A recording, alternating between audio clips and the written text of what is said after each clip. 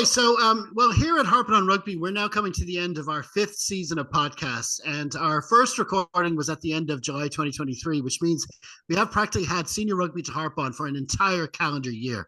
Now, of course, there was a World Cup in among all of that, but once next season rolls around, we'll be thinking about a Lions tour, and that series will actually bring us all the way into August of 2025.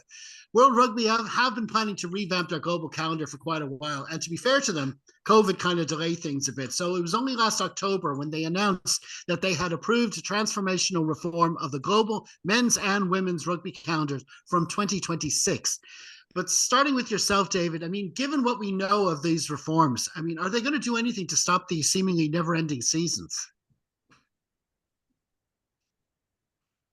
I hope so, but I don't think so. I think there's an element, where there's a growing financial leveraging going on in rugby with the move into the space of the CVC funding, and now from another direction we're getting talks that funds in the Middle East, whether it be the Qatari Royal Funds or the Saudi Royal Funds, are expressing interest in the game now. For there are reasons why those would be a source of concern for human rights reasons that we don't need to touch on here. But in terms of the impact that can have on games, I think an unfortunate fact of more money being involved, as much as that's a welcome thing in rugby, is that money expects money to come out of where money goes in. And so I think the way the direction of World Rugby is going at the moment is they seem to be pining after a non-stop season. That this idea that we have a whole summer off is, a summer off rugby is a summer off where people aren't paying to go see games and aren't paying to watch them. So it seems like with the way now, obviously COVID was a factor, and so we've had knock-on effects from the URC staying later this season that bled into the summer series, and then next season we'll have the Lions tour. So it may not be until 2026 that we see a bit of calming on that front, and maybe it'll settle into a more reasonable flow. But I think with a sport particularly like rugby, you can do things in football that you can't in a game where the attrition rate and the injury rate is this high. So I think while there might be an initial lean towards getting even more games into the calendar, I think that's going to push up against the brutal realities of the kind of game that rugby is, and we're either going to see much bigger squads involved. So you might see, your Gary Roses and your Jack Crowleys and your Conor Murrays playing in the main season, and then a summer season of second or even third tier players involved. But I think they're going for a long season, which in the fullness of time they may find is not entirely sustainable. From both a supporter interest point of view, so viewer fatigue is a very real thing, and matches like this Springboks game are made almost all the more special because it's the first game they've had since the World Cup, and Ireland have only played them 4 times over the last 7 or 8 years, and because of that, every time they meet is titanic. I think if we were doing it every year, it would lose some of its allure. So I think there might be a push towards that in the immediate future, but I would expect a retraction in the years that follow, and hopefully that doesn't do too much damage to the sport's global standing. Yeah, I mean, when you're talking about reforming the calendar, it's you got to look at what are the reasons, what are their motivations for doing it. I mean, from my point of view, on a maybe superficial level, we've got I'm always banging on about the European rugby calendar, how the two competitions overlap and how the coaches have to make a decision every week which competition they need to care about and all that kind of stuff. But the European season is still very long. Like the URC would start in September and go all the way to the end of May, beginning of June. But there's also player welfare issues, and the players can only play so often, and when there's stopping and starting competitions and one season leads into the next, it's you have to think of the individual players and how many minutes should a professional player play at top level test rugby every year, and do you get to a stage where the players representation jumps in and says, listen, we don't want our players playing more than this many minutes, and is that the conversation that's being happening? But like you said, there's the money aspect to it and all, and you get the CVC deal, and they're looking to maximize their investment.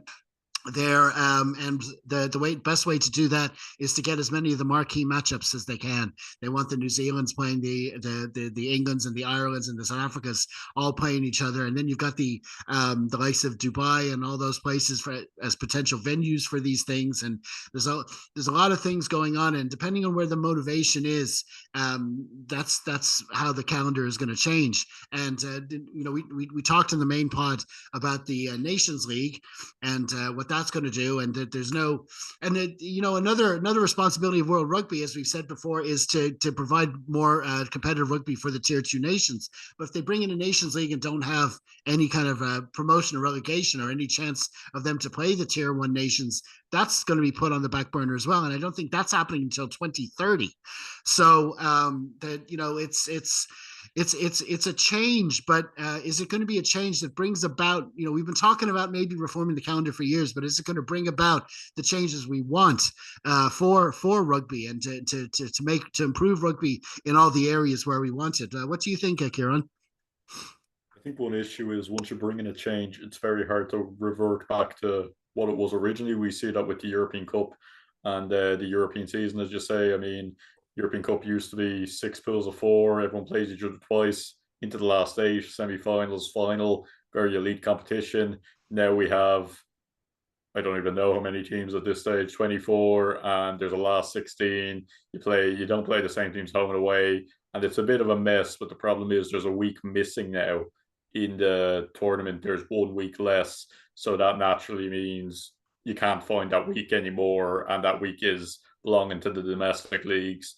I know it's a bit funny calling the URC a domestic league, but it's like once you make a big change, what if the Nations League comes in? It's very hard to say, right, we're going back to what it used to be. I think the issue for me, rather than a Nations League, and there's two things I'd look at here. One thing I would have rather seen, like for example, this year, I think it would have been a perfect opportunity to have an emerging Ireland tour at the end of the year for rather than a senior Ireland tour, play an emerging South Africa, whatever name they want to give it, and play against smaller teams like the likes of Namibia, the likes of Kenya, the likes of Uganda in Africa. They don't get a lot of games. They're supposed to be playing in the Rugby Africa Cup in a couple of weeks, which will play into the World Cup qualifiers. That's one thing that came out of the World Cup. We talked about Chile, great to qualify for the first ever World Cup. I think they played about 4 games in between qualifying and the actual World Cup. So it would have been a real chance to have like Scotland and France are touring the Americas. That would have been a chance to have emerging Scotland, emerging France, to have that kind of almost second tier teams playing against fringe players. So that helps the second tier teams develop and gives them games, and it helps the fringe players develop. And that might have been the way to go rather than saying, like, because I love rugby, but there's been so much rugby since there's basically been, as you said, a full calendar year. And I mean, the URC only ended, what, 2 weeks ago? So, I mean, it's not sustainable. It's not something you can do in rugby. You can't play 2 games a week like you can in football. It's different. We see it in football as well, that it's going to come to a stage where someone plays 100 games a season or something, because we see it. It's all about money. It's all about how many games can we make. The World Cup's expanded. The Euros expanded in 2016. We can see the Euros that are going on at the moment are very poor quality. So that's probably what's going to happen in rugby, is that the quality is going to drop, and that you're going to be seeing more games, but the quality is going to drop. And I think that's the issue of a lot of changes that are happening in team sports and global sports. You look at golf signing a deal, you look at sport in general. It's to cater to a casual fan, not the diehards who love the game. It's catered to a casual fan, and the issue is casual fans don't really care if it's a good game or a bad game. They just want to know it's a big game. Someone who's never watched rugby, I know so many people who don't never. I asked them, "Do you like rugby?" They'll never watch a Leinster match. They'll watch Leinster against Munster, but they'll never watch Leinster Zebre. They'll never watch Munster Dragons. They'll never watch. They wouldn't be able to name a Connacht player. They'll watch when Ireland are in the Six Nations, but they wouldn't. They wouldn't just watch any game of rugby. So that's the issue, that you're going to see more games that are on paper big games, on paper bigger tests, but the quality is going to drop. I mean, the quality of the rugby is going to drop, and it's going to dilute the sport because you can only have so many games. So I think the option, it's not sustainable to overload top level players with a ridiculous number of games. And the solution to that would be give tier two nations, tier three nations, give them these months in the summer where all eyes have to be on them because it's the only rugby on. I mean, if there's only one game of rugby on and it's on Sky, TNT, Premier Sport, people have to watch it. So I would love to see, rather than just never ending seasons for the top level, because by the time this season rolls around, we'll be nearly in the URC preseason, and that's ridiculous. But I'd rather give these players a rest, because, as David said, player welfare is a big issue. Rugby's not a sport you can play twice a week. You can play all year long, but have those weekends dedicated to the smaller nations, develop them, and then ultimately they become more competitive, and ultimately there are more good teams in rugby, and you don't have to rely on Ireland playing South Africa, England playing New Zealand to get people to tune in. So that would be my view on it. Yeah, I mean, you look at this Saturday just gone. I mean, that was perfect for us kind of fans. You had it was literally from 8 o'clock in the morning to 8 o'clock at night. There was big test matches all throughout the day, and we do love that. But as David said, there is a viewer apathy at stage. You look at the 12 months of the year. You can't have those games every week. We're kind of hardwired for them 12 months in the year, and there's a block of it that's the sporting season, and it starts and it middle, and then it's end, then it's over, and then that sport's done until it starts up again. And then you might get into other sports in the off season. I mean, that's kind of how it's supposed to work, but it's geared towards all the sports, football, all of them. They're geared towards this 12-month cycle, and it's just always something, like you say. The URC preseason. Before that, there's the Rugby Championship. We're going to have those matches every week, over the next while, and it's a nonstop thing. But it's just a question, like I say, it's the motivation of. I said it was money, and I said it was CVC, but what you touched on with the URC, the domestic competitions, and the European competitions not losing weeks, that's down to the Premiership and the top 14, and they've got the same kind of motivation. We've got our leagues. We're not going to move. We want to keep, like the French league wants their 26 matches, and they're not going to budge. So any player goes, as the big money move into the French league, you're committing yourself to a 26 game regular season just there. And if you're an international player, like especially if you're a South African, you can still be picked for South Africa. You've got all those extra games as well on top of that potentially. And it's a question of someone coming in. You've got to and there's the two hemispheres as well.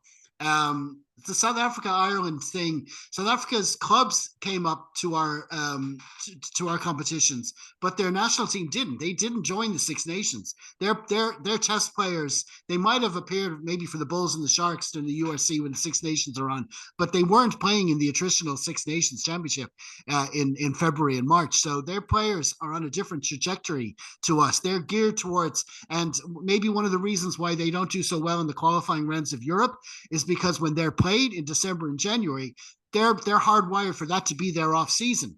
They're not used to being up for these big qualifying games. So there is a lot to factor in with the two hemispheres. But I'm just afraid of the motivation that they're motivated towards getting more of these marquee matchups and all the countries at the top of the ticket. And then what we're going to end up with, they're going to market it, they're going to brand it. Oh, we changed this global calendar, a new future for rugby and stuff. But what are we going to be left with? We're just going to have to wait and see. Well, listen. That's brilliant, lads. Listen, we're going to leave it there. Many thanks again to Kieran and David for joining me, and I hope to have you both back on again soon. Thanks, lads. Thanks, Jeff. Thanks, Jeff.